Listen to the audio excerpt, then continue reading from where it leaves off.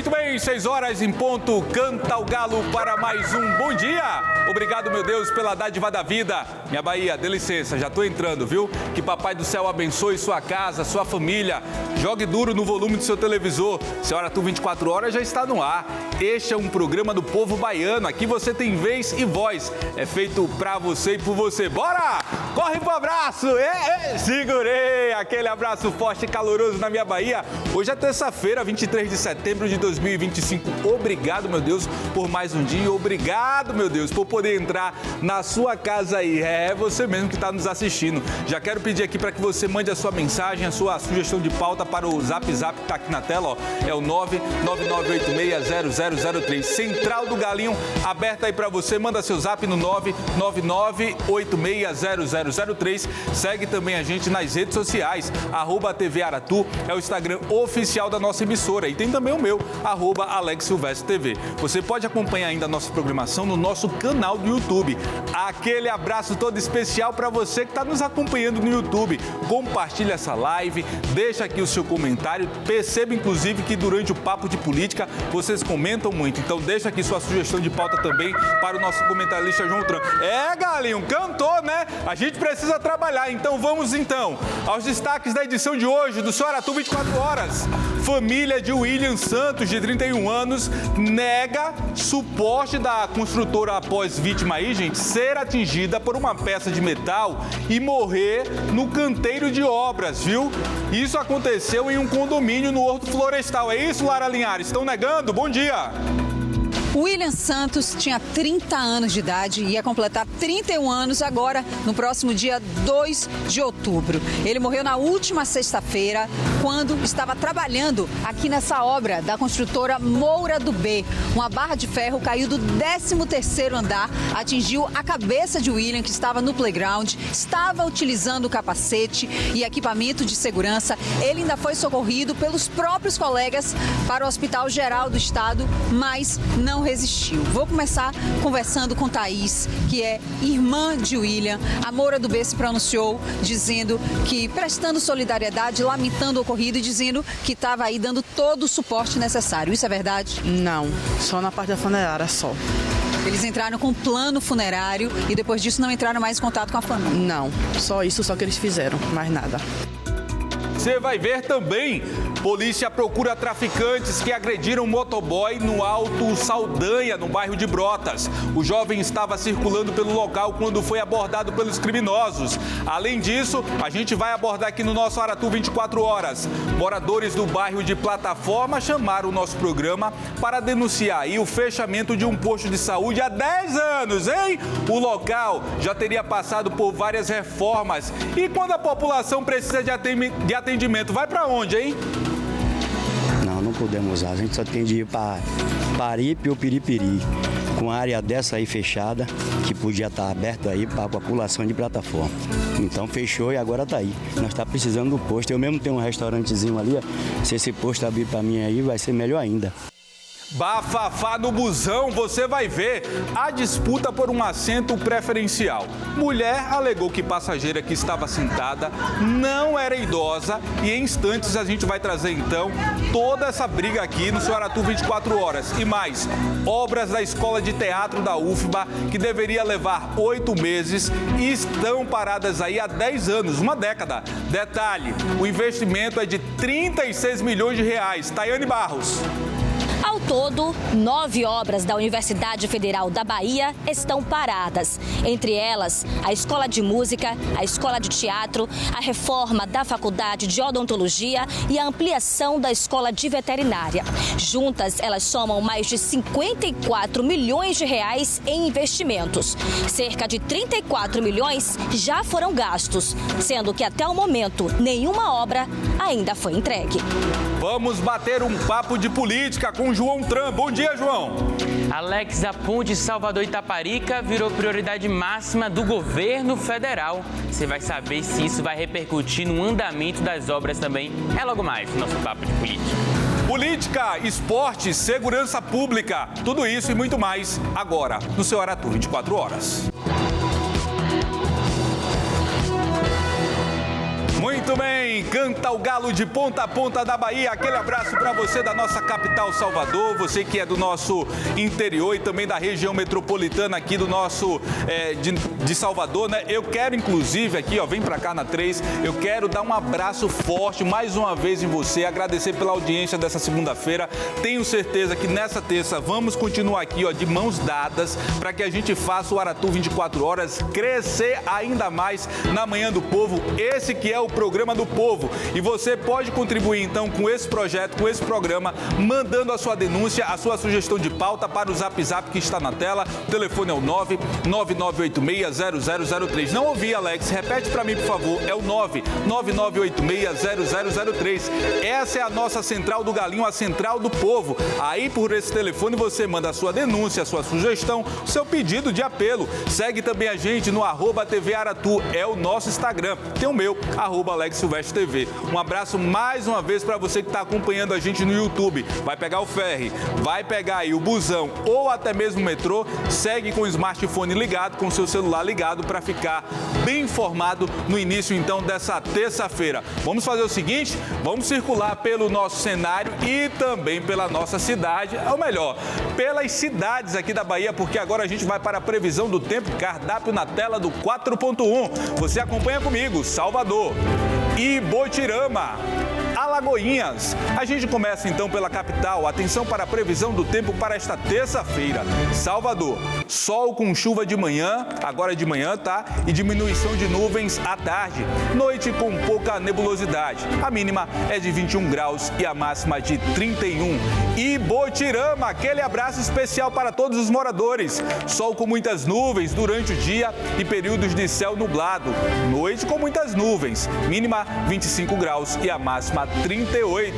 Alagoinhas, um abraço também especial aos moradores. Sol com muitas nuvens durante o dia.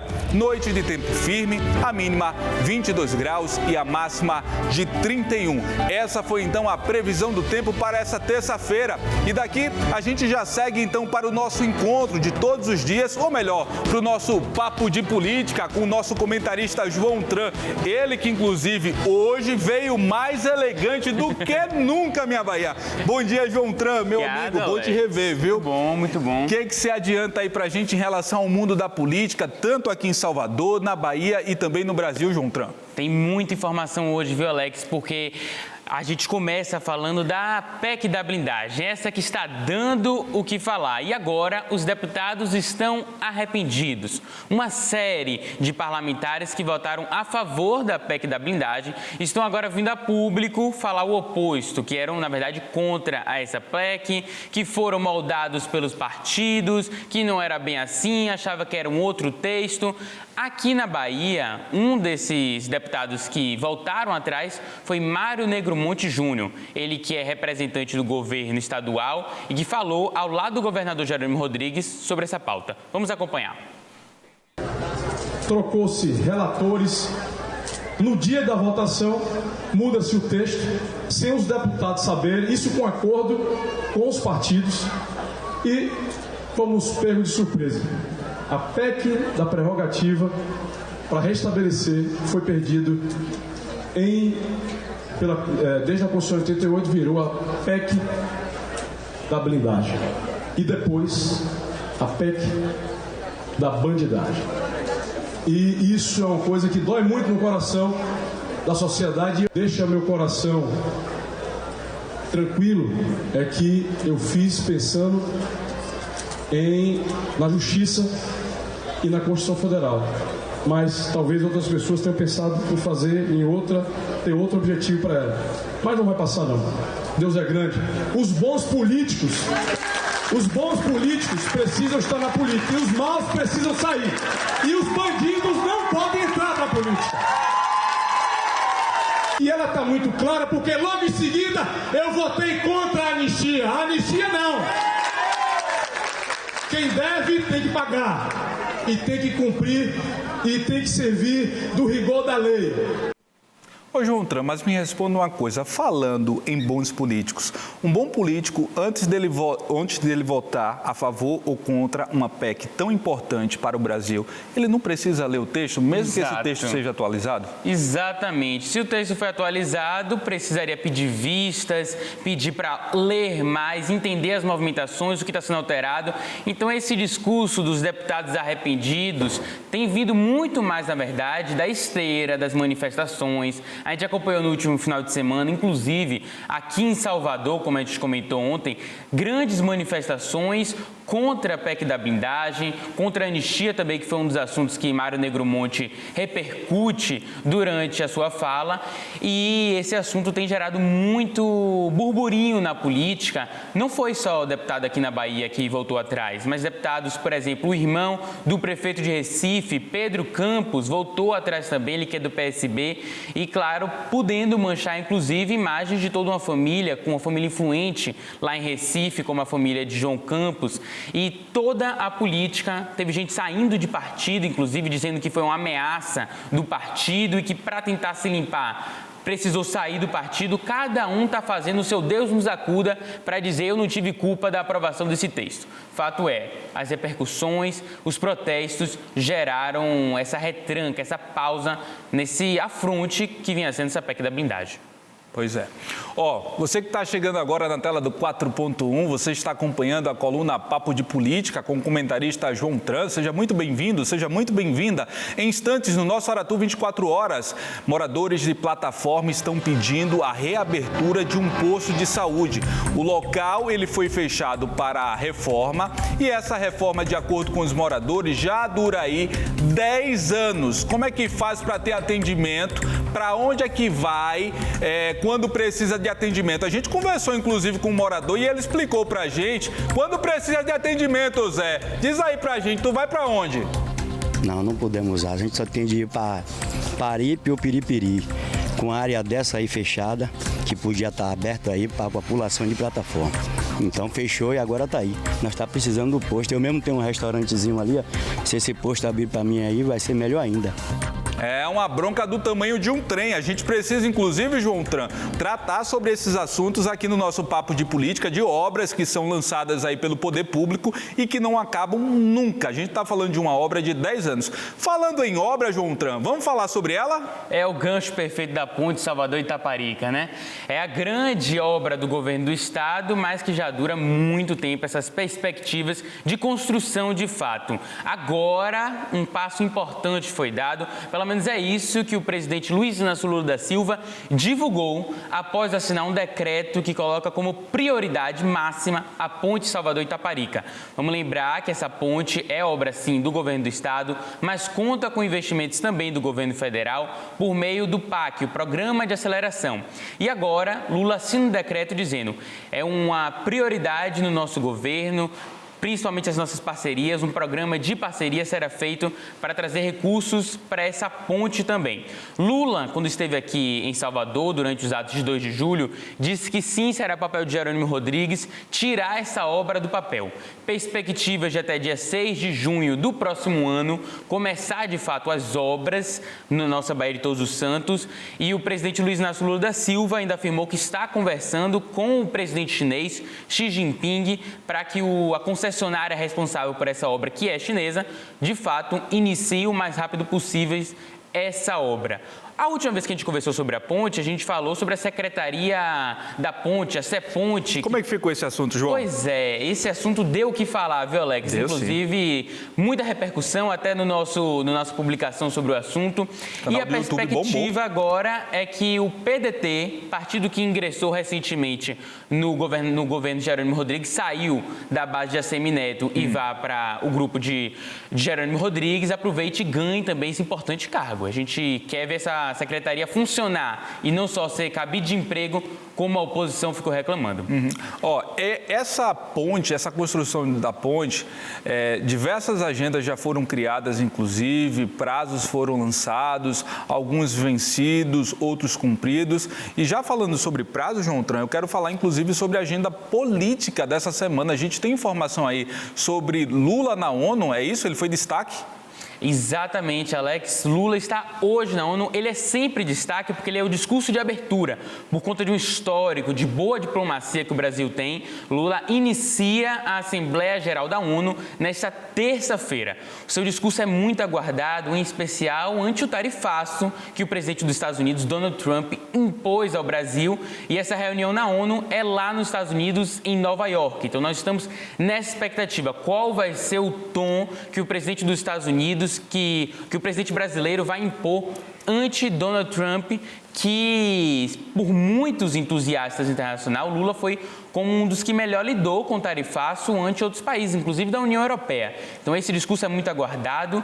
E também, ainda na nossa agenda política, nós temos outros pontos, como, por exemplo, votação na Câmara aqui de Salvador.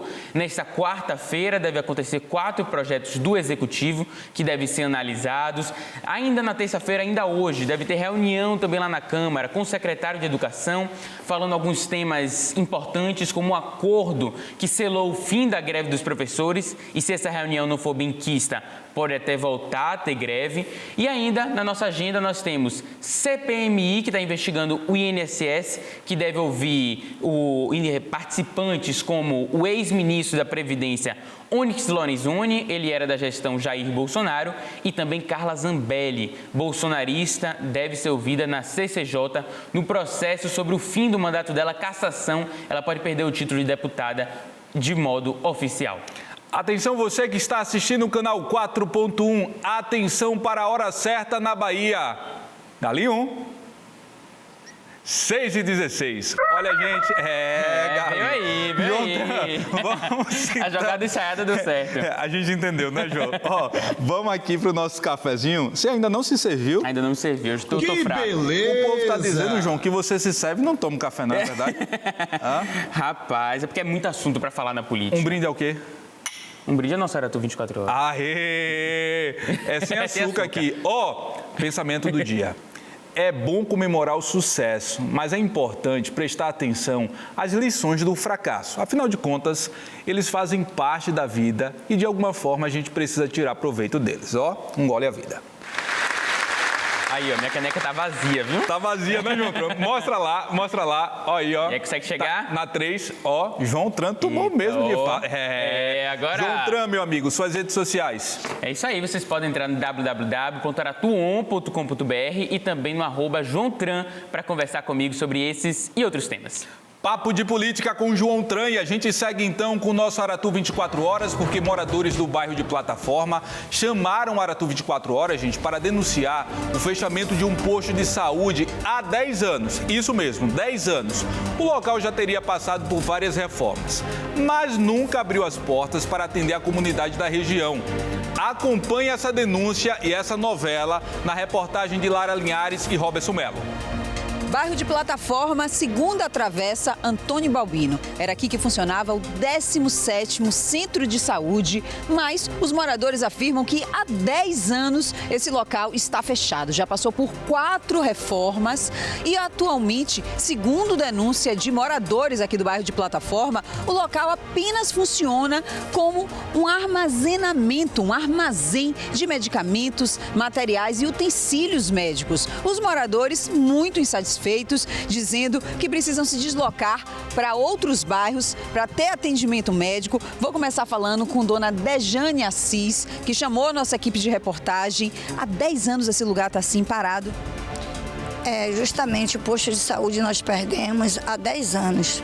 Mas durante a pandemia, quando houve a reforma do João Batista Caribé, aqui abrigou a maternidade. Então, se abrigou a maternidade, tem capacidade também de continuar ou um posto ou um UPA, o qual São Bartolomeu, Lobato, Bariri, São João do Cabrito e Plataforma precisa, porque às vezes não podemos nos deslocar para outro bairro, não temos dinheiro de Uber. A violência está grande, não podemos ficar até tarde na rua. O que as autoridades afirmam para vocês, quando vocês questionam sobre o funcionamento desse posto? O que é que explicam? Olha, eu não tenho contato com autoridades. Inclusive, teve outras matérias aqui de pessoas de partidos solicitarem fazer matéria. Não sei se foi com essa emissora ou com outra, mas eu vi na televisão, não lembro qual. pessoas do bairro também que se envolvem com política, fazendo apelo para a reabertura desse posto. Mas ninguém conseguiu nada. Mas ninguém conseguiu nada. Eu sei de uma coisa que eles comentam, que é briga de partido. Eu não estou aqui brigando por partido, não menciono partido nenhum. Eu estou mencionando... Apenas que é o atendimento para a população. Vou falar com mais gente que está aqui. Estou vendo que o senhor está com a criança, é o netinho, né, que está aqui. E aí, quando o seu neto precisa de um atendimento, não pode usar essa estrutura? Não podemos usar. A gente só tem de ir para Paripe ou Piripiri. Com a área dessa aí fechada, que podia estar aberta aí para a população de plataforma. 10 anos, mais ou menos, tem que esse local está sem funcionamento? Mais de 10 anos. Abriu para o Caribé e depois fechou. Caribé era uma maternidade. Maternidade. Então fechou e agora está aí. Nós estamos precisando do posto. Eu mesmo tenho um restaurantezinho ali, ó. Se esse posto abrir para mim aí, vai ser melhor ainda. Ou seja, acaba prejudicando os moradores, não só pela questão de saúde, mas pelo abandono desse local. Como eles estão dizendo para a gente, acaba funcionando como um armazém, onde são guardados medicamentos, utensílios, remédios, mas não é isso que os moradores querem, né? Eles querem poder usar essa estrutura como um dia já funcionou, um posto de saúde para atender essa população aqui do bairro de Plataforma. Lara, obrigado pelas informações. Presta atenção. O direito à saúde é um direito garantido na Constituição brasileira. E aí eu não entendo o porquê de uma unidade de pronto atendimento estar com as portas fechadas quando existe uma demanda, existe uma população dizendo, eu preciso me deslocar daqui até o bairro vizinho para poder receber atendimento. Não tem cabimento. Não tem cabimento. Agora, eu queria que os políticos entendessem uma coisa, que quando vocês passam no período eleitoral batendo de porta em porta, abraçando menino, fingindo que é popular, vocês não fingem que é popular, vocês pensassem justamente nesse transtorno que vocês causam à população. Você sabe o que eu estou falando, né? O responsável por manter isso aí fechado sabe o que eu estou falando, tá? E enquanto eu tiver boca e esse microfone aqui para falar, eu vou expor as irregularidades do seu governo. Você está entendendo? Não preciso dar nome aos bois aqui, não. Porque, veja, você imagina o filho ali de seu Zé que apareceu na entrevista precisando de um medicamento. Faltou o medicamento do menino, preciso buscar rapidamente numa unidade de pronto atendimento. Sim, porque garantir inclusive o medicamento é um direito também nosso, não é? Sistema Único de Saúde está aí para quê? Utilizando os nossos impostos que são caríssimos, para quê? Para vocês políticos fazerem da gente palhaços, é isso? Deixar aí o posto com portas fechadas. A gente vai continuar acompanhando, tá bom? Não vou esquecer, tá? Você gestor, não vou esquecer. Eu volto a falar desse assunto aqui. A crise, gente, na Universidade Federal é uma realidade em todo o Brasil e na UFBA não poderia ser diferente. 9 obras estão paradas, mesmo já tendo sido aí investidos 36 milhões de reais, cabeleiro. Eu falei 36 milhões de reais, é dinheiro para perder de vista, viu? Entre elas, as dos prédios das escolas de música e teatro, a reforma da faculdade de odontologia e a ampliação da escola de veterinária. Quer ver? Vamos entender melhor essa história na reportagem que a gente vai exibir agora no nosso Aratu 24 Horas. Acompanhe.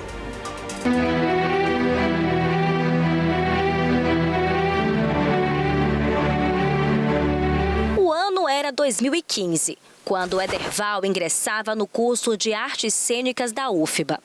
Ele ficou muito animado ao ver que a escola de teatro estava sendo ampliada. 10 anos se passaram, o estudante já está na segunda especialização, mas as obras ainda não acabaram. Agora em 2025 eu concluo, eu não vou ter a oportunidade de ser aluno, né, no prédio novo, né, como muitos aconteceram, né, de chegarem e não vou ter essa oportunidade, porque o prédio ainda não está pronto. Pela imagem externa da escola de música, não é possível imaginar o que tem dentro do prédio. Aqui, o mato já tomou conta das salas. As ferragens estão corroídas. Tem fios expostos e materiais de construção desperdiçados. A obra inacabada está em ruínas. E a situação é muito parecida na Escola de Medicina Veterinária. A ampliação ficou pelo meio do caminho. Por aqui, a única lição é de como desperdiçar o dinheiro público. Ao todo, 9 obras da Universidade Federal da Bahia estão paradas. Entre elas, a Escola de Música, a Escola de Teatro, a reforma da Faculdade de Odontologia e a ampliação da Escola de Veterinária.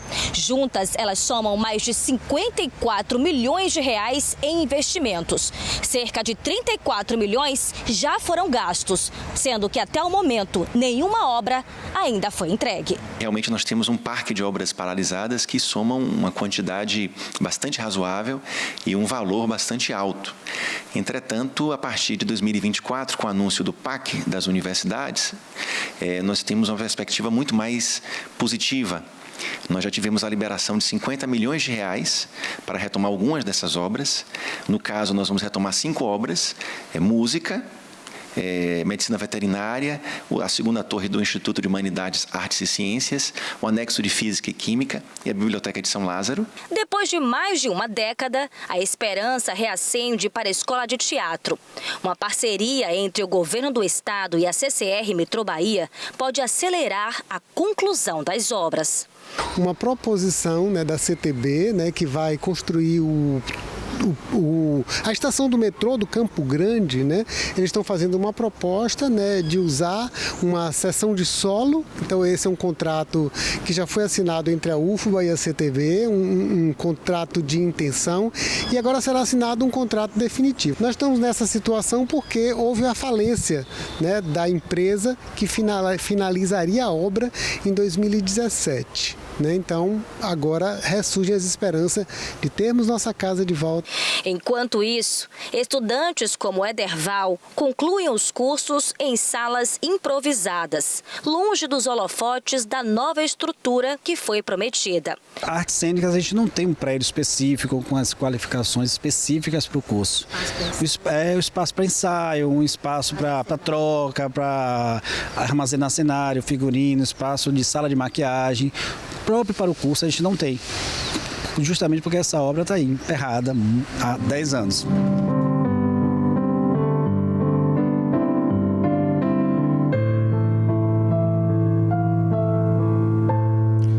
Muito bem, vem pra cá. Eu já quero girar com o nosso noticiário. Atenção, porque tá chegando informação agora. Presta atenção na imagem que vai aparecer no seu televisor. Você que é de Luiz Anselmo. Essa é a imagem, o momento em que um casal é assaltado em Luiz Anselmo, aqui em Salvador. Presta atenção, 2 homens em uma motocicleta, homens até então não identificados. Eles estão armados, eles empareiam ali, literalmente, com a motocicleta que é alvo da ação criminosa. Pede para que as vítimas desçam. Você está acompanhando a perseguição, na tela do povo.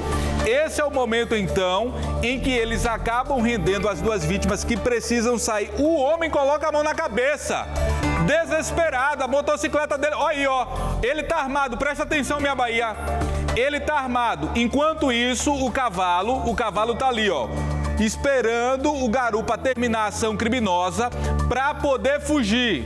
Lícia tá com as vítimas, é isso, produção? Pronto, vamos lá, Lícia tá aqui.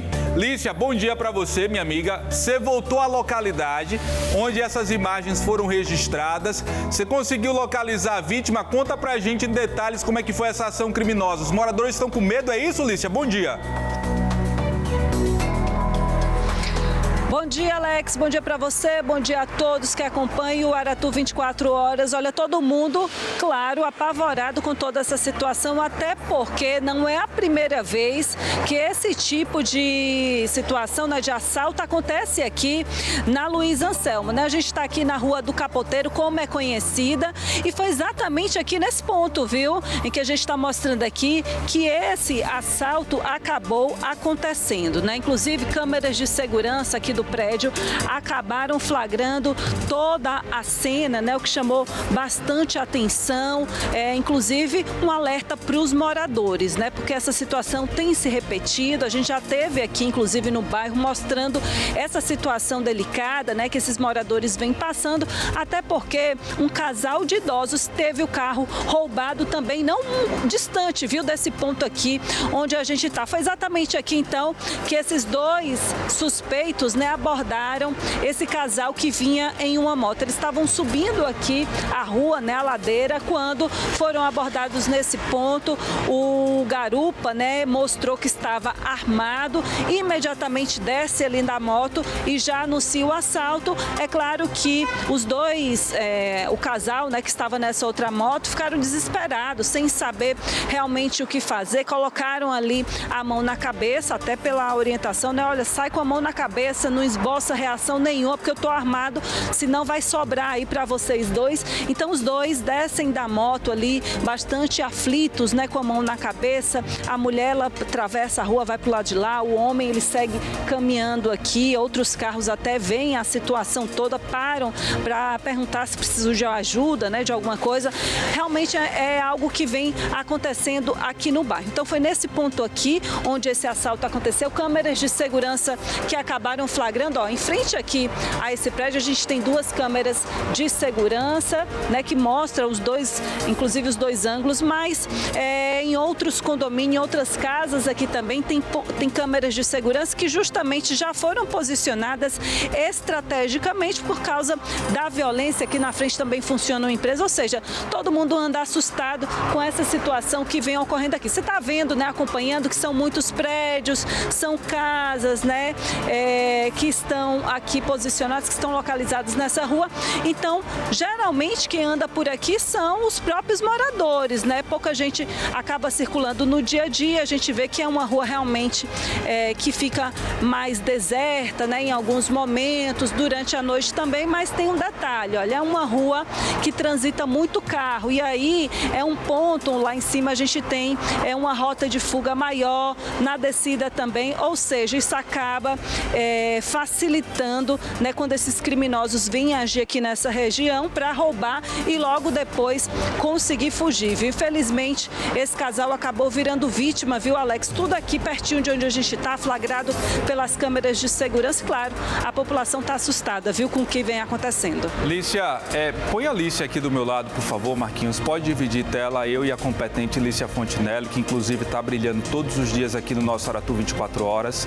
A gente fica muito feliz em ter integrantes tão competentes como você, Lícia, no nosso programa. Eu digo sempre que a gente tem os melhores. Pode colocar a Lícia na tela, tá? Lícia, eu quero saber o seguinte, na sua andança por aí, apurando essa questão da insegurança no bairro de Luiz Anselmo. Luiz Anselmo, inclusive, que é um bairro vizinho ali à Vila Laura, um bairro considerado, inclusive, ali na região de Brotas, como uma área nobre, né? Você percebeu que existem muitas casas, e cuidado aí no mosquito, hein, Lícia? Tem muitas casas e apartamentos com placas de vende-se, porque recentemente, inclusive, eu vi na internet um apartamento num valor tão barato em Vila Laura, nessa região de Luiz Anselmo, que é uma região, inclusive, que tem sofrido bastante com a questão da insegurança. A gente sabe que aí é passagem de comunidades, muitos traficantes. Cuidado aí, o mosquito tá aperreando Lícia, hein? Olha lá, bota ela aí. Rapaz, olha lá. Uma abelha. Dani, é uma abelha. Esse dia a Dani tava com formiga, agora é abelha aí, Lícia? Tô doce. Tá doce. Você tá doce, né? Abelha aqui. Mas, ô Lícia, explica pra gente. Você percebeu, tem muitas casas, muitos imóveis aí à venda? Olha, é bom você falar isso, viu, Alex? Porque bem aqui do lado de onde a gente está, mostra ali, por favor, Antônio Carlos, tem uma placa de vende-se, viu? Placa amarela aqui, olha, que mostra justamente essa vontade, né, dos moradores. Olha o tamanho dessa placa, gente. Se mudarem aqui desse local. Placa gigante, né? Em Lícia. outros pontos também a gente acaba percebendo isso aqui, né? Porque infelizmente, com toda a situação de violência, os moradores ficam assustados, né? O pessoal fica com receio. Imagine para você chegar em casa, para você sair todos os dias sabendo que o bairro está violento, que o bairro está perigoso, sabendo que na sua rua vários assaltos estão acontecendo, né? O pessoal que chega, que vai estacionar o carro na porta de casa e muitas vezes acaba sendo surpreendido. Foi justamente o que aconteceu com outro casal, um casal de idosos, né? Que acabou tendo o carro levado também nessa mesma situação aqui nessa rua. Então eles estavam chegando quando estavam estacionando o carro, quando foram abordados. E aí foi aquele momento também de muita tensão. E foi o que aconteceu com esse casal que estava na moto, que foi abordado também aqui e tiveram, infelizmente, a moto levada, viu, Alex? Lícia, quem que é o cinegrafista que está com você? Quem que é? Antônio Carlos, é o nosso AC, é isso? É? Não é AC Ferreira, não, é Antônio Carlos, né? Ô, Antônio, mostra pra gente aí, eu percebi que na sua imagem... Antônio Carlos, mas não é AC Ferreira. Eu percebi aí, é tão bom quanto. Eu percebi aí na sua imagem, Antônio Carlos, que as casas têm bastante arames enfarpados, né? Câmeras de segurança, é isso mesmo? Ó, o nosso Antônio, o nosso grande Antônio, nas imagens, ele tá mostrando inclusive aí pra você a casa que está à venda. Uma casa gigantesca, com uma placa maior ainda. Você perceba que o morador ele investiu em grampos, né? Eu acho, ô Fabrício Cunha, Fabrício que já vai chegar aqui, Lícia, com tudo do mundo esportivo, eu acho que o morador encheu o saco, né? Rapaz, eu já investi tanto, já coloquei câmera de segurança, arame farpado, não deu jeito, então eu vou vender a casa. E aí, Lícia, o que acontece? Os moradores têm inclusive medo de dar entrevista, é isso, minha amiga? Você conseguiu localizar as vítimas? Olha, Alex, não consegui ainda localizar as vítimas. O pessoal realmente fica com receio de falar. Você sabe, né? Toda vez que a gente fala de violência é algo que chama atenção e que causa medo. Então, as pessoas, né, os moradores, realmente ficam preocupados em falar sobre esse tema, principalmente quando acontece algo assim tão pertinho, né? Na frente da casa, na rua onde a pessoa mora. Então, as pessoas ficam com esse receio. A gente respeita muito, mas tenta entender, né, como é que está essa questão, se está aumentando, se está diminuindo, até para poder trazer essa informação com a maior precisão.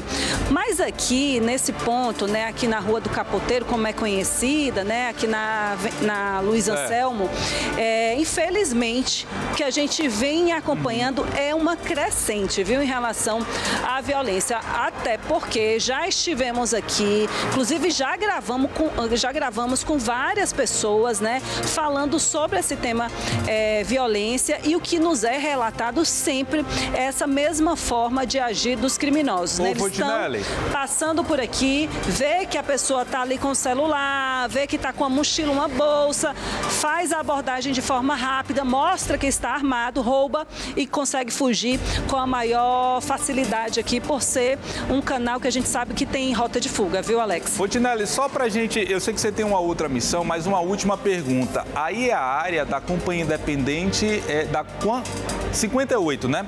De número 58. É uma companhia muito bem avaliada, inclusive.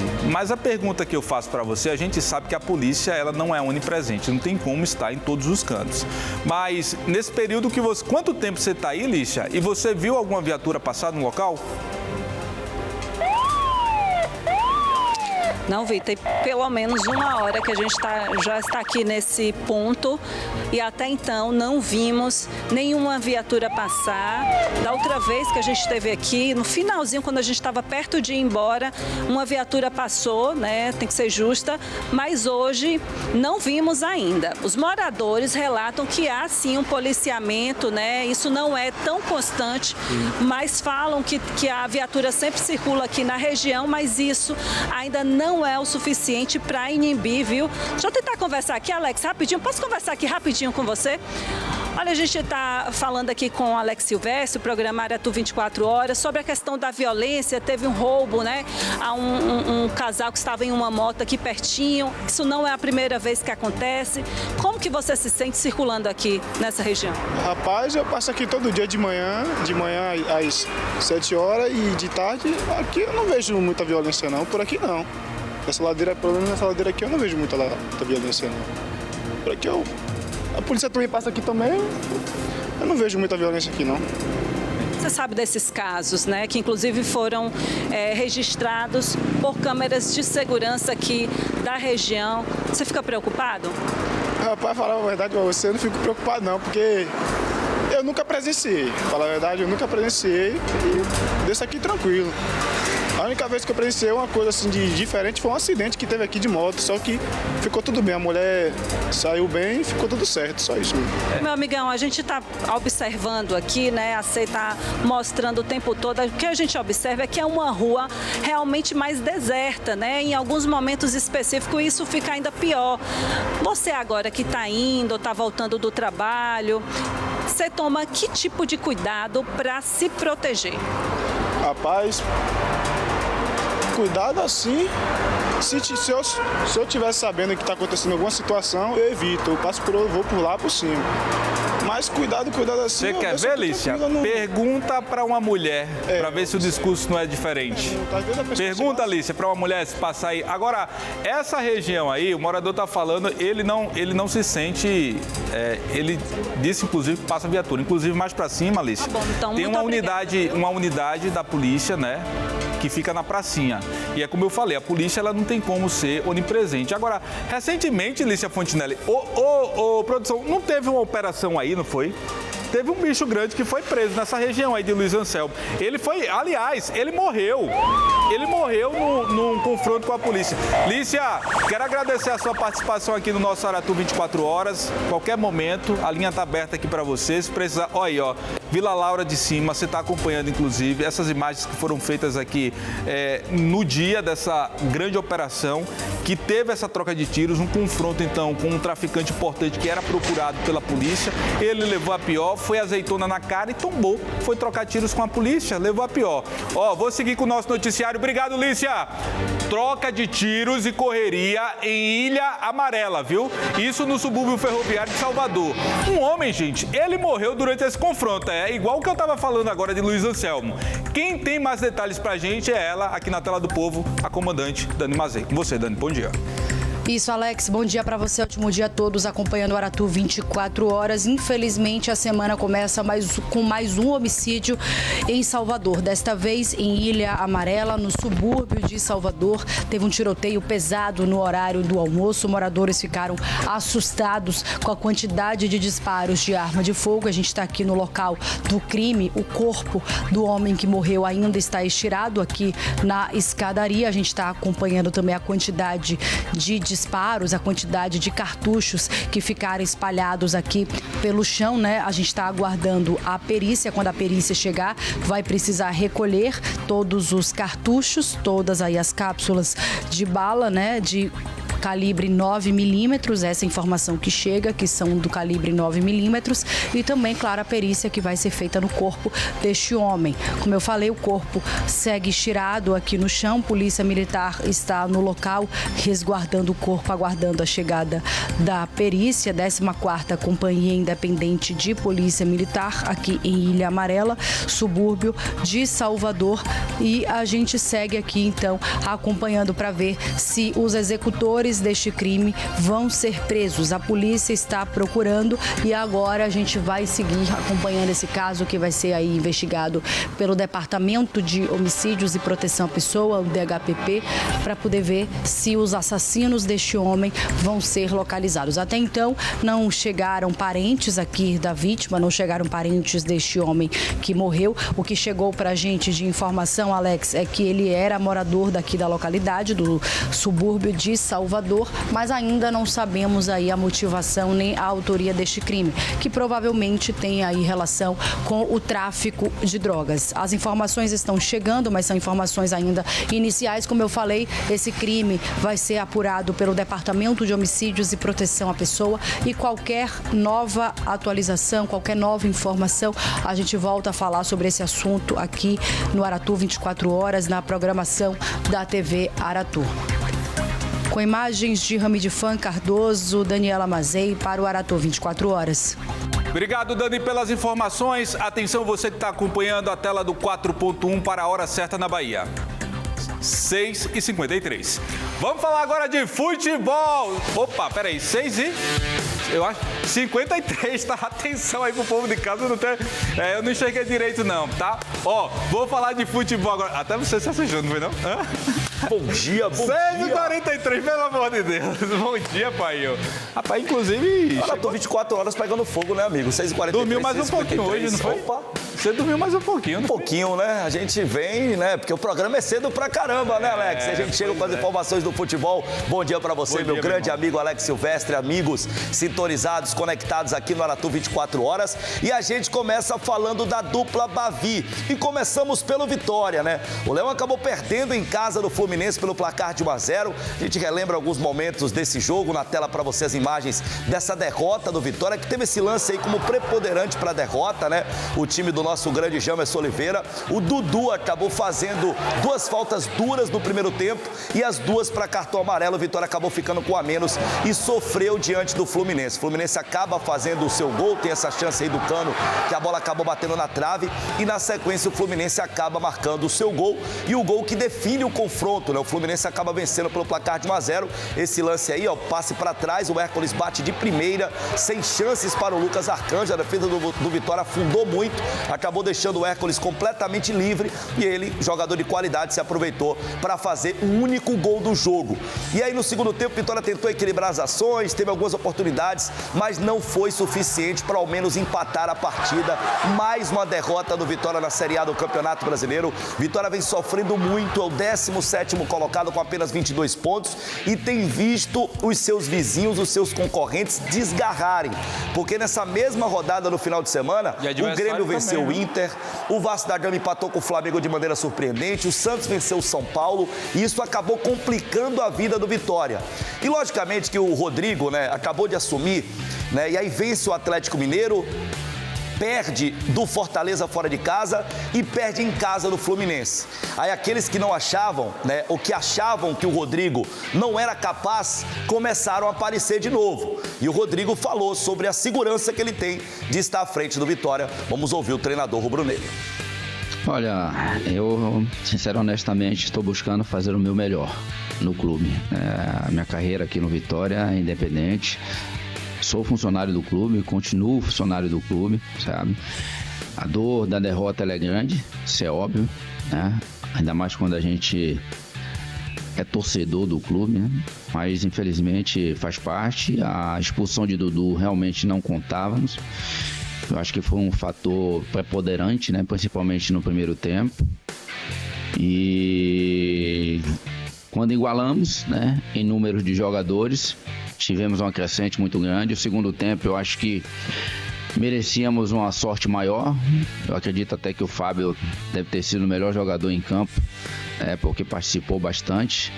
Foi feliz em algumas situações que nós criamos bastante situações de finalização. Infelizmente não conseguimos colocar a bola para dentro. Sabe qual que é a bronca? O cara, além de trabalhar, de estar preocupado em trabalhar, ele precisa estar falando ou ter que estar dando satisfação. Felizmente faz parte desse processo da profissão dele enquanto técnico. E logo depois do jogo, que é pior, o cara ainda tá ali nervoso, adrenalina mil. Agora a gente cantou essa bola aqui. Sim, né, do Dudu, né? Do Dudu, jogador que é muito, assim, instável e por conta disso, jogador que poderia fazer o que fez, né? 2 cartões bobos, uma expulsão muito precoce, que acabou prejudicando demais o time do Vitória. E você viu aí, né? A gente ouviu, né, e viu o Rodrigo Chagas, falou que confia no trabalho dele, que é funcionário do Vitória e acredita na sequência do trabalho. E um dos grandes questionamentos do Rodrigo foi justamente a não utilização de Ronald. É claro que agora com leite derramado, né? Todo mundo dizendo, não era para ter botado o Dudu, era para ter colocado o Ronald. É bom lembrar que muita gente queria que o Dudu tivesse essa oportunidade. Ele acabou não conseguindo atender a expectativa. Mas por que Ronald vem tendo poucos minutos, hein, Rodrigo? O Ronald, quando eu cheguei, ele não estava nem jogando como segundo volante, estava jogando como meia, né, lá na frente. E a gente teve toda a situação do Flamengo, né, que aconteceu quando eu cheguei. A gente precisava e entendia de ter um meio de campo mais sólido, uma dinâmica de pegada maior, né? E o Ronald é um atleta que eu gosto, de muita mobilidade, de muita movimentação, por isso que eu optei na saída do Dudu. E eu acho até que não só eu, como todos, a torcida, todo mundo tinha a chegada de Dudu como algo maravilhoso para o clube e como é um grande atleta, e nós temos que recuperar o atleta. Infelizmente aconteceu, certo? Mas o Ronald com certeza é uma das grandes opções que a gente tem ali no setor do meio campo. É muito fácil, depois que acontece um acidente aéreo, colocar um outro profissional num simulador para dizer, dava tempo de escapar. Perfeito. Agora, e a classificação?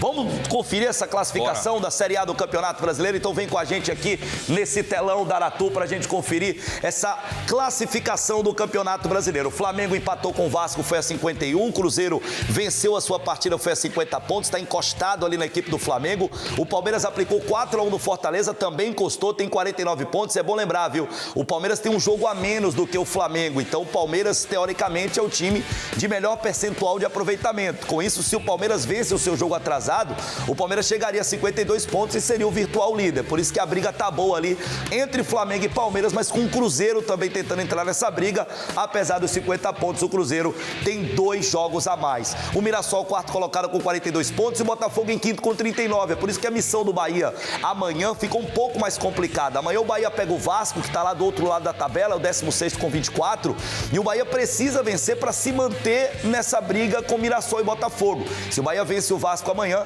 chega a 40 pontos, assume a quinta colocação e vai continuar encostado na equipe do Mirassol. São Paulo é o 7º com 35, oitavo Fluminense com 31, depois aparecem Bragantino, Corinthians, Ceará, Grêmio. Olha como o Grêmio já desgarrou do Vitória, né? O Grêmio, que é o próximo adversário do Vitória, o Vitória enfrenta o Grêmio no próximo domingo, a partir das 11 horas da manhã. O jogo acontece lá na Arena Grêmio, em Porto Alegre. Mas um confronto que seria direto, caso a Vitória tivesse vencido o Fluminense, estaria com 25, então teríamos sim um confronto direto. Agora já é um confronto distante, né? Porque o Grêmio tem 28 e o Vitória só tem 22. E a coisa tem complicado pro Leão.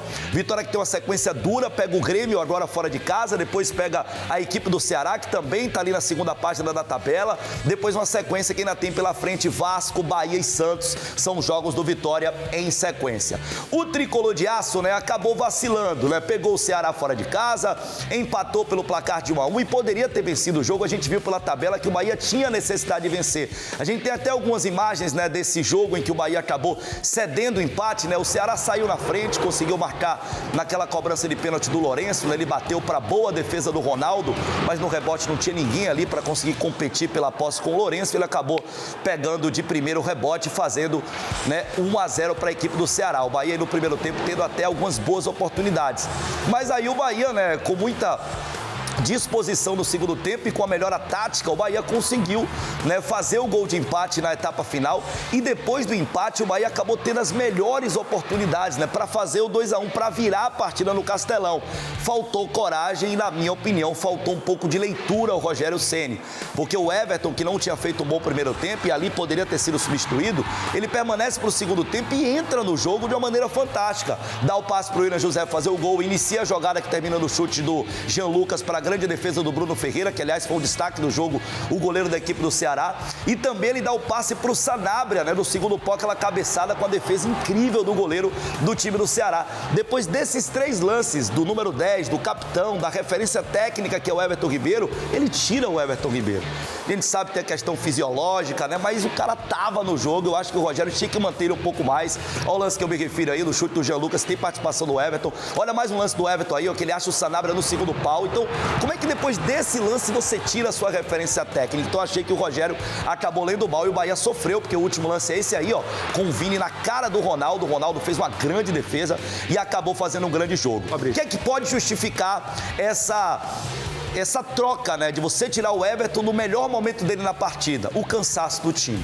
O time está muito desgastado, tem muitos jogadores que estão machucados, voltando do departamento médico. Ô, Fabrício, a sequência de jogos é muito grande e o Bahia tem tido dificuldade com isso, Alex. É justamente, você entrou aí num assunto que é a minha dúvida. A gente, inclusive, falou sobre essas lesões dos atletas que estão lesionados aí, ou seja, um prejuízo gigantesco, inclusive, para o time. O que eu quero saber de você é o seguinte: o Rogério Ceni se pronunciou em relação a isso? Ele avaliou, inclusive, a situação dos atletas para os próximos jogos? Sim, Rogério Ceni acabou falando sobre esse fato, né? Ele falou justamente sobre esse cansaço dos atletas do Bahia, sobre a sequência de jogos, sobre os objetivos do time de ficar ao menos entre os 6 primeiros colocados do Campeonato Brasileiro e sobre aqueles atletas que podem voltar a qualquer momento, né, Rogério?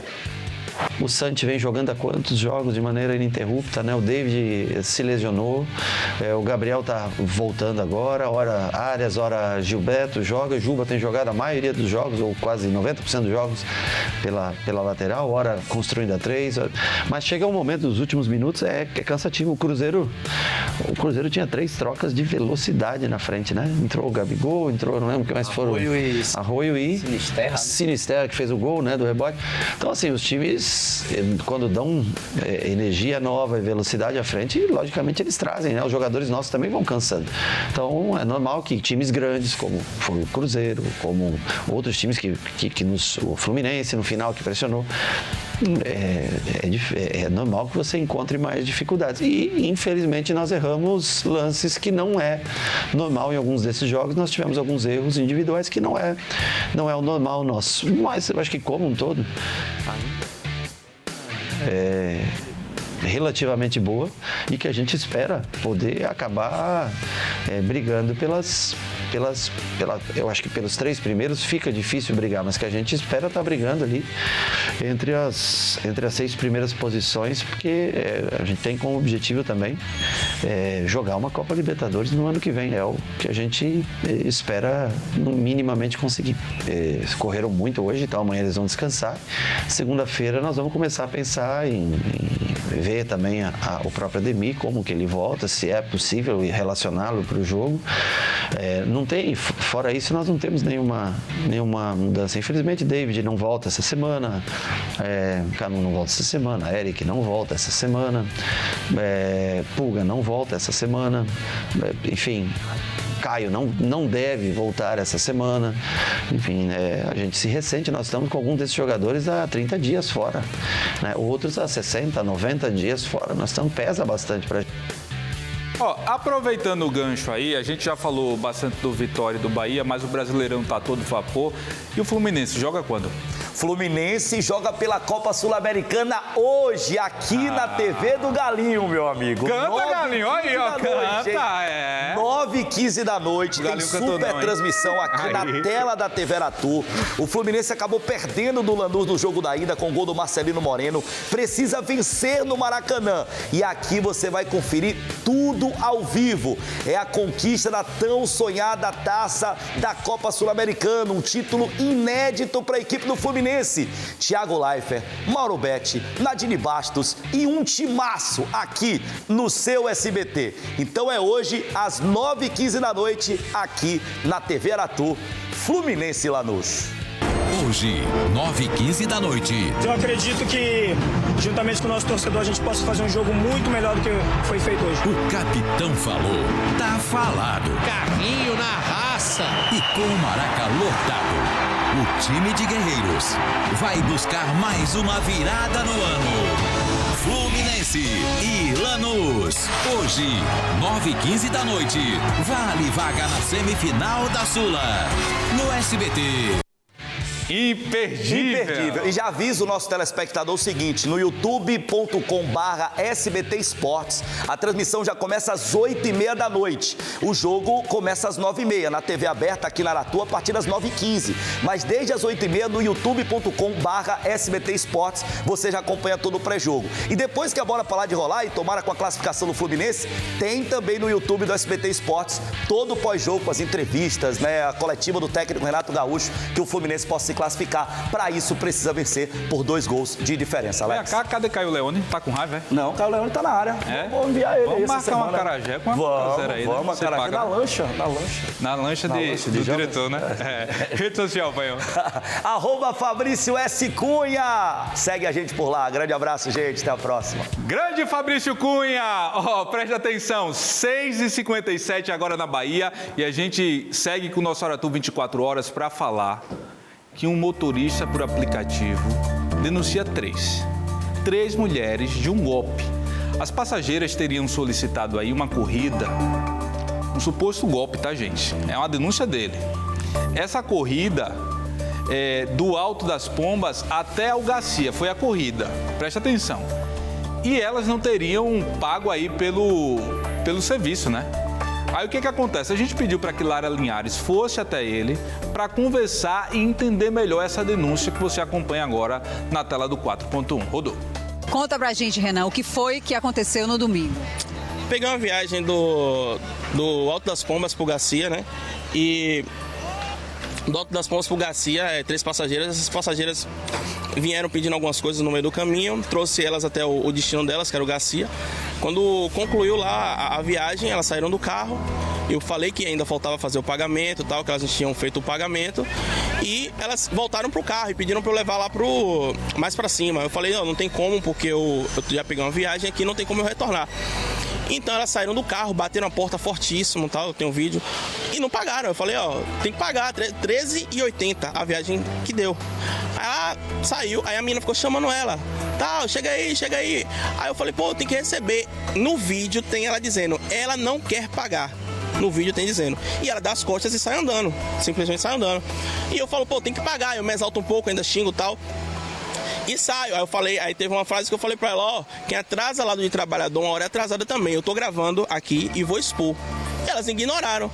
Tô gravando e vou expor. E elas ignoraram. Eu cheguei, encerrei minha viagem, reportei na 99, a 99 entrou em análise e um pouco depois da repercussão do vídeo, foi pago o valor, entendeu? Pago pela plataforma? Pela plataforma, foi pago pela plataforma. Provavelmente elas aceitaram, porque a 99 manda pro passageiro e o passageiro aceita ou não. Se ele falar que não, eu perco. Se ele falar que sim, eu ganho. 2 coisas. Você foi ameaçado depois disso? Fui ameaçado, estou sendo ameaçado. Uma das amigas delas que estava lá no carro chegou pra mim hoje, me encheu de mensagens dizendo que a amiga dela está sendo expulsa do bairro por essa situação e que eu ia pagar porque eu só queria Ibope e isso e aquilo, sendo que meu Instagram não tem um vídeo disso. Meu Instagram é vídeo de humor, de comédia e tudo mais, nunca teve vídeo sobre esse tipo de coisa. Pra gente encerrar, ela dizendo que você já foi banido de uma outra plataforma. Tem a ver com agressão, com violência, com alguma situação como essa? Por que você foi banido? Isso é verdade? É verdade, eu fui banido da plataforma, como muitos motoristas daqui de Salvador foram banidos também, injustamente, sem motivo algum. E meu banimento foi justificado viagens fora do aplicativo, sendo que eu não fiz essas viagens fora do aplicativo. E, não tem uma coisa nada a ver com outra. 99 e Uber. Eu tenho 9 meses que eu fui bloqueado da Uber. 99 é um caso à parte, eu tô rodando 99. Não foi por sua conduta, né? Não, nada disso de conduta. Minha nota era 4,99, eu tenho vários relatos bons no meu aplicativo, eu era platina na Uber, categoria maior. Então, por conduta, não. Muito bem, 7 horas agora na Bahia. A gente acabou de exibir o depoimento do motorista por aplicativo que acusa as 3 passageiras do golpe. Agora é a vez aqui de abrir espaço para ouvir a outra parte da história. Uma das passageiras, a que teria pedido a corrida, falou com a nossa equipe. Diego Macedo vai chegar agora aqui na tela do 4.1, porque ele esteve com essa mulher que relatou aí a parte dela. Houve golpe ou não houve? Foi uma das perguntas que o nosso Diego precisou, inclusive, fazer. Ela solicitou ou não a pergunta? Acompanhe, então, essa entrevista com o Diego Macedo. Bom dia, Diego. Pois é, Alex, Lara já conversou aí com o motorista de aplicativo, ele apresentou a versão dele e agora nós vamos conversar com as 3 mulheres que estavam dentro do carro. Uma delas vai falar com a gente, vai explicar toda essa situação. Minha amiga, vocês entraram no carro, o valor, da corrida deu aproximadamente aí R$13. Vocês pagaram esse valor ou não? Não, no momento, quando ele foi pegar a gente no local, a gente veio e tal, pediu para ele rotear, pra gente inclusive fazer o Pix pra ele e botou o celular pra carregar. Aí ele já veio fechando com a cara fechada, já se emburrando. Aí tal, chegou no local, a gente pediu pra ele deixar um pouco mais na frente, porque a gente ia subir a ladeira. Aí ele pegou, que não vou não, que não sei o que e tal. A gente tranquilo, já saí do carro, já estressada. Minhas amigas pegou, pediu a ele, o moço, educadamente, tem no vídeo, educadamente ela pedindo a ele, moço, tem como você deixar a gente lá em cima, não sei o que e tal, a gente paga.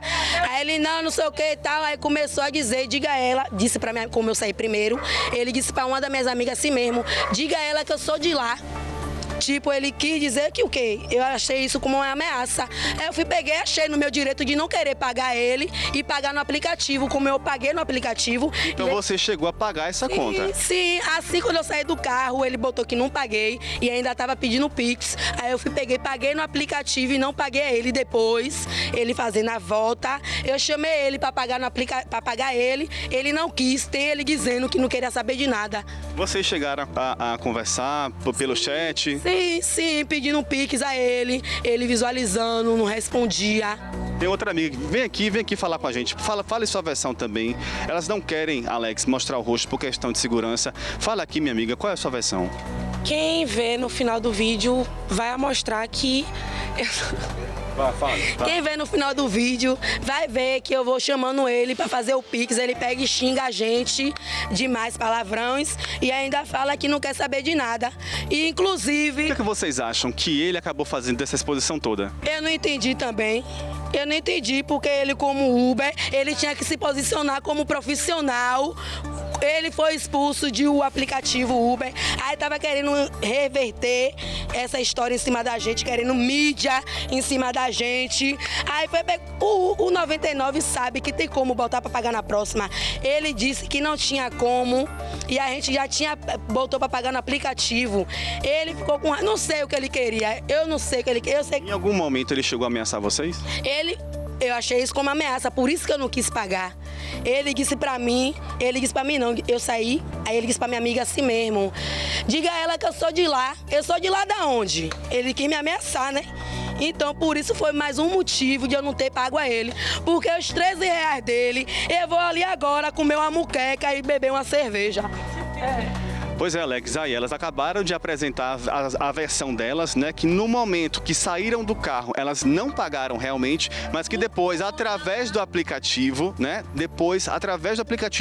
Elas pagaram. Inclusive, conversaram, né? Nas redes sociais, explicando que já foi pago, mas ainda assim, o motorista de aplicativo, ele acabou fazendo toda essa exposição. Tá aí apresentada a versão das 3 mulheres que pegaram essa corrida. Inclusive, uma das amigas, todas estão sendo ameaçadas por conta que ele disse que a gente saiu de um bairro, foi para outro. A gente tem como mostrar e provar que a gente está sendo ameaçada por conta do Uber. E tem aqui, foi por conta dele, me disseram que ele, não sei em quem ele chegou, ele disse que eu quis armar para ele. Agora, armação de quê? Que eu fiz chamar o Uber pra gente sair. Armação de quê? Ele tinha que dizer. Da Uber, ele tá frustrado porque está banido da Uber e usou a gente como suporte, usou a gente como vítima para expor nossa imagem na internet e ele a mostrar, né, que ele tá sendo... E a gente está sendo ameaçada por conta dele. Eu não sei de quem ele foi fazer queixa, porque eu estou sendo ameaçada. Me mandaram o vídeo dele, dizendo que eu não paguei a ele e que eu vou ver, que eu vou receber chuvas de tiro na cara. Agora por que, Juca? Porque ele não foi na delegacia dar uma queixa. Tá aí, Alex, a versão, mais uma vez, a versão das 3 mulheres que acabaram pegando esse motorista, esse carro, né, essa corrida, saindo do Alto das Pombas em direção ao Garcia.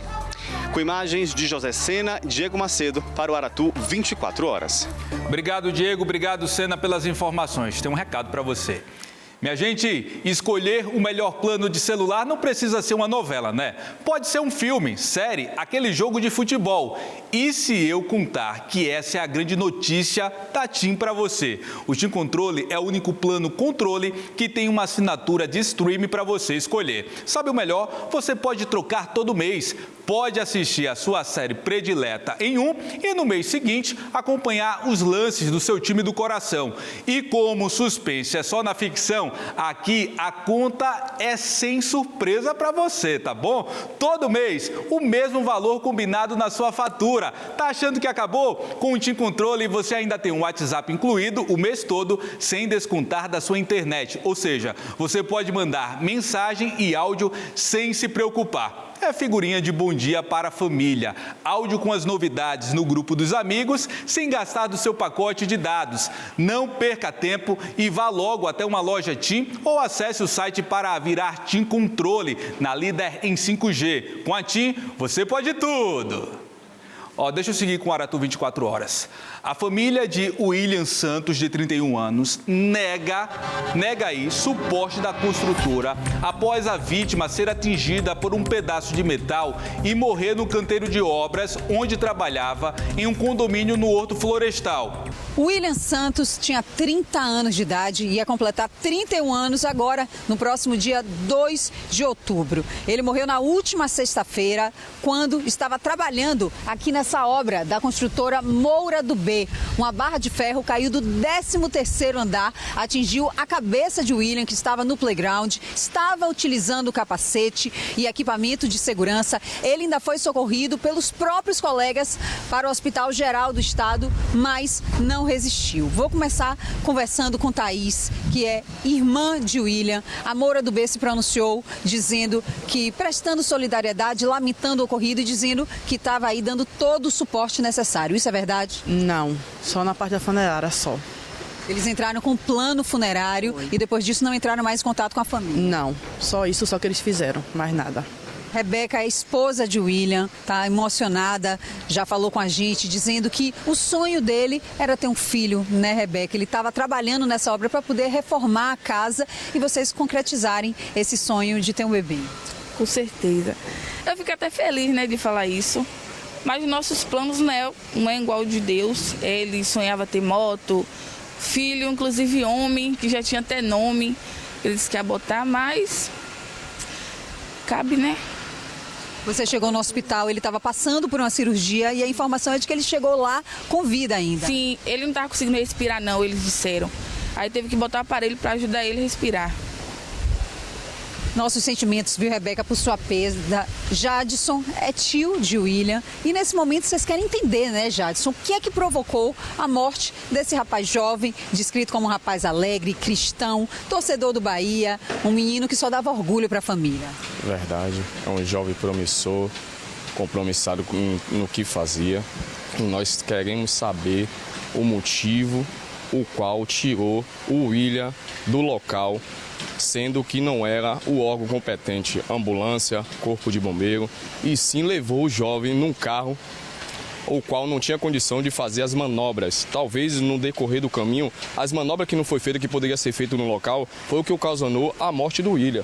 Isso tem que ser feito por pessoas que estão aí capacitadas a fazer isso, com a ajuda de equipamento também, justamente para prestar socorro. Então a família estranhou o fato desse socorro ter sido dado pelos próprios colegas de trabalho. Isso, e por que não ligou logo imediatamente para os familiares?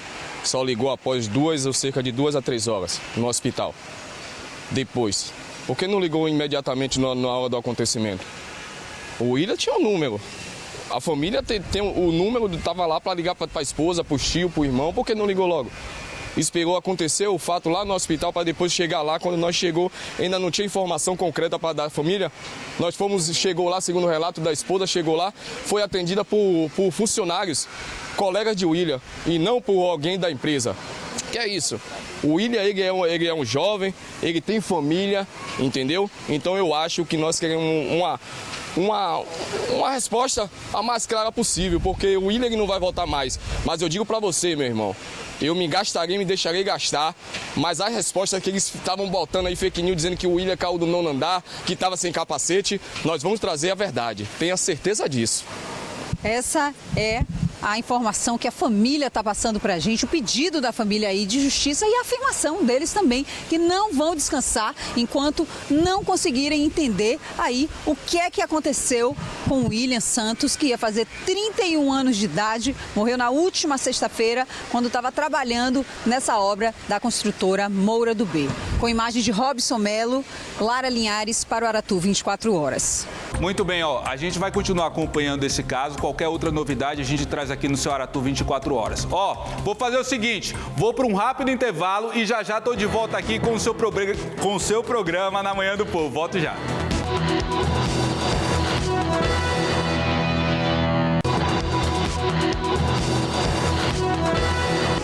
Já de volta com o seu Aratu 24 horas. Mais uma vez, bom dia pra você, tá bom? Ó, vou seguir com o nosso noticiário. Presta atenção. A pergunta que a Bahia está se fazendo. Quem matou o Wallace? Mais um crime cercado aí, gente, de mistério. O jovem de apenas 18 anos, ele foi encontrado morto lá em Dom Avelar. Família e amigos disseram que o Wallace era um rapaz tranquilo. Ele trabalhava durante o dia em um lava-jato da região e à noite fazia entregas por aplicativo. Quem está chegando com mais informações é Diego Macedo na tela do Povo. Diego, bom dia. Pois é, Alex, nós estamos aqui exatamente em frente onde o Wallace Oliveira, de 18 anos, morava, junto com a avó, aqui no bairro de Itapuã. E aqui ao lado, ele até colocou uma plaquinha, olha só, Lava Jato no Grau, que era exatamente aqui neste local onde ele lavava carros que passavam por aqui. E o Wallace, segundo a família, era correria, viu? Trabalhava como garçom, fazia entrega também delivery, além também de ser percussionista de uma escola de samba aqui de Itapuã. Agora, o que chama a atenção, Alex, é que existem várias versões de como esse crime aconteceu, de como o Wallace acabou morrendo. A mãe dele está aqui ao meu lado, está bastante emocionada, vai falar detalhes pra gente do que foi que aconteceu. Mãe, a gente está vendo que a senhora está bastante emocionada, meus pêsames, mas conta pra gente, qual foi a primeira versão que chegou pra senhora de como seu filho morreu? A primeira versão que me deu foi o próprio Alexandre. Alexandre é o rapaz que estava com seu filho na moto. O dono da moto, que pilotando a moto. Meu filho era o carona. Ele foi que me informou pelo WhatsApp que meu filho, que ele foi fazer uma entrega, mas meu filho, e que não chegou a entregar o pedido.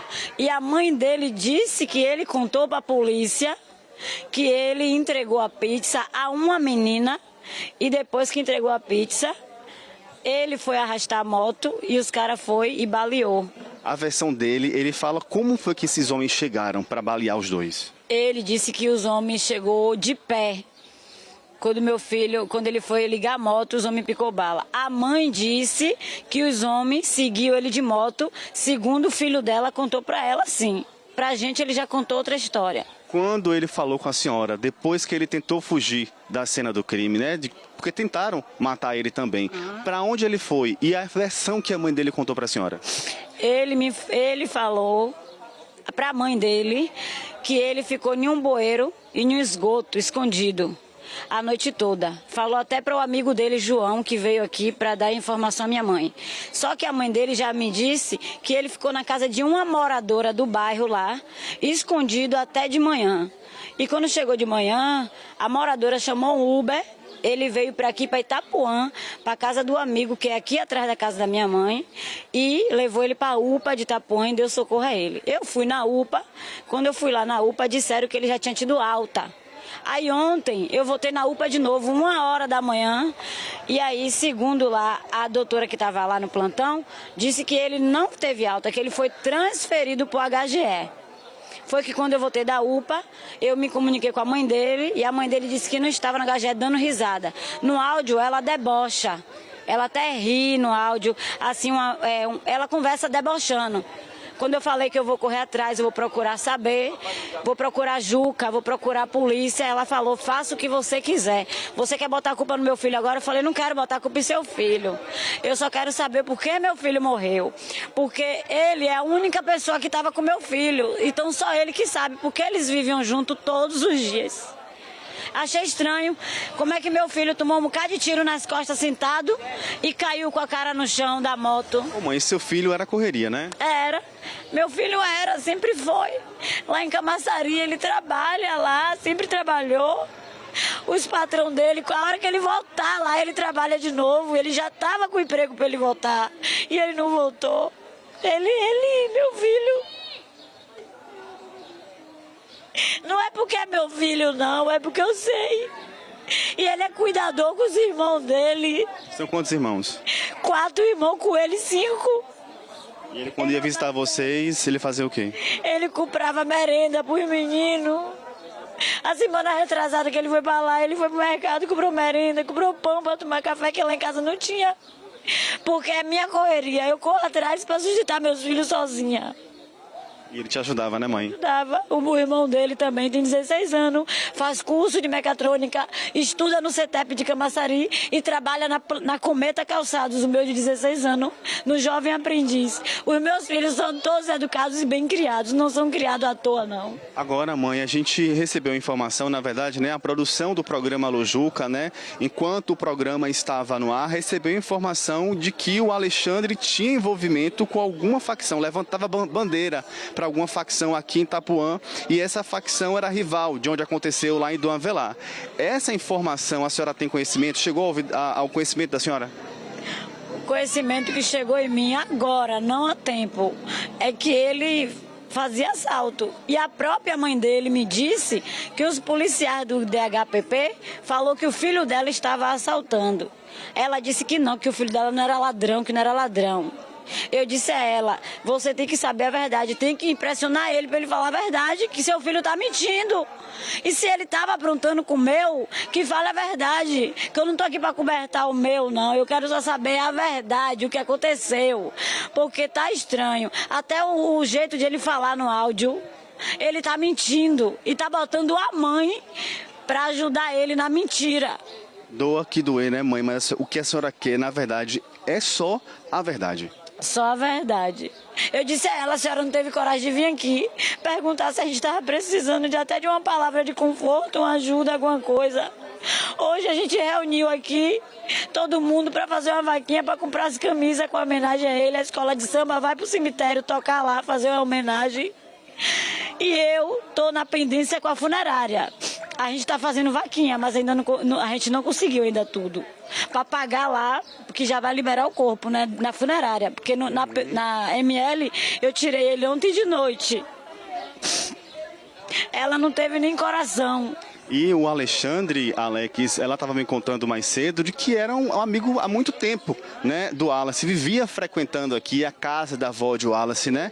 E a senhora ficou meio que chateada porque não recebeu, né, uma ligação do Alexandre. Minha mãe não gostava dele aqui dentro. Minha mãe falava, Wallace, saia de amizade com esse menino, não quero ele aqui dentro, não quero ele aqui dentro, que minha mãe trabalha, é doméstica. Viu? Ajudava meu filho, sempre ela ajudou meu filho, sempre ela que criou ele. Eu sou filha única dela e ela criava meu filho. E ele não ouvia. Eu também, quando vi esse Alexandre, eu não fui com a cara dele. Eu falei pra ele, você que é Alexandre? Eu ligo pra você pra saber de meu filho, você me bloqueou por quê? Ele abaixou a cabeça, ligou a moto dele e foi embora. Isso foi agora, mês passado, que eu vim aqui ver meu filho.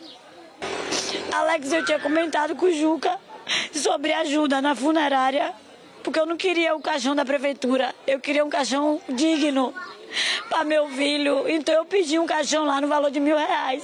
E a gente está aqui tentando arrecadar para fazer esse pagamento e as camisas. Mas as camisas já estão pagas já. Eu queria só essa ajuda, só para meu filho ser enterrado em um caixãozinho melhor, porque eu não tenho condições, eu não tenho. Mas também eu não quero que ele seja enterrado em um caixão de papelão. E que a senhora aqui agora, na verdade, é só a verdade, né, mãe? É só a verdade. Que procurem a mãe dele, procure ele, se estiver no HGE, se estiver no subúrbio, na onde tiver, eu quero que procure eles. E onde é que tá a moto, mãe? Segundo a mãe, a moto está na delegacia em Itapuã, só não sei se é verdade. Que ela disse que foi lá no ML, foi no DHPP, a moto não estava lá. Estava aqui na delegacia de Itapuã. Ok, mãe, muito obrigado por suas informações. Alex, todo esse caso, toda essa história do Wallace está sendo investigado nesse caso pelo Departamento de Homicídio e Proteção à Pessoa aqui em Itapuã. Com imagens de José Sena, Diego Macedo, para o Aratu 24 horas. Obrigado, Diego. A gente vai continuar acompanhando o caso. Qualquer desdobramento a gente traz aqui no Aratu 24 horas. Vou para um rápido intervalo e volto já.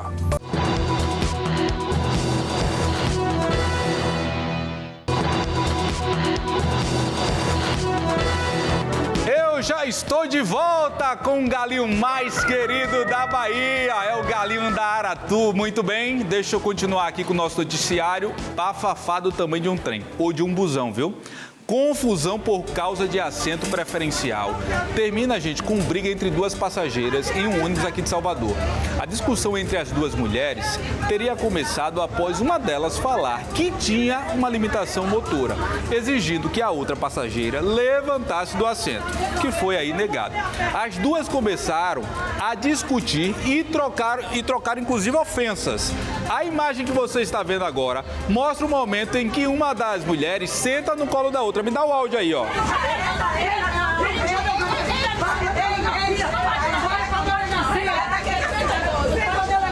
Ó, é com esse bafafá que o nosso Aratu 24 horas vai ficando por aqui. Quero agradecer a sua audiência.